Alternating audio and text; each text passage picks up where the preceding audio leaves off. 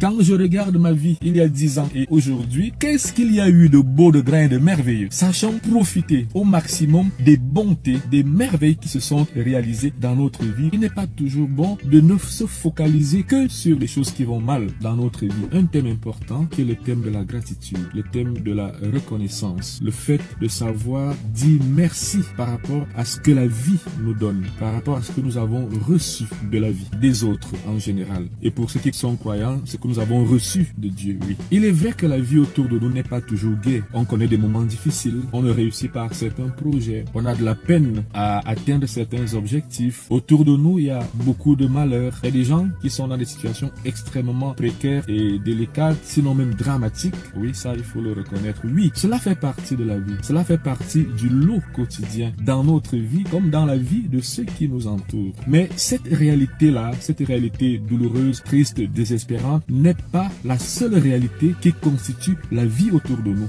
ou qui constitue notre vie. Notre vie est aussi marquée par des choses heureuses. Notre vie est marquée par des choses joyeuses, par des bienfaits, par des merveilles, des petites étincelles qui, à certains moments, en fait, nous donnent de la joie, nous mettent en sérénité. Et pour ces petites choses-là, il est aussi important, lorsque nous analysons la vie, de savoir être reconnaissant. Il n'est pas question et il n'est pas toujours bon de ne se focaliser que sur les choses qui vont mal dans notre vie. On ne nie pas qu'elles existent, on les assume, on les reconnaît, oui. Mais se focaliser uniquement sur ce qui tourne mal, sur ce qui ne va pas bien dans notre vie, n'est pas en fait une façon très honnête de se comporter vis-à-vis de la totalité de la vie. C'est comme si on vous donne un verre où on a mis de l'eau sans le remplir et vous ne regardez que la partie manquante du verre en disant mais le verre n'est pas rempli. Mais il est rempli à 85%. Il est quand même rempli à 85%. Mais pourquoi est-ce que vous vous focalisez sur les 15% qui sont vides? Non, ce n'est pas une façon honnête. Parce qu'alors nous passons à côté aussi de ce qui nous permet de grandir, de ce qui nous permet d'avancer,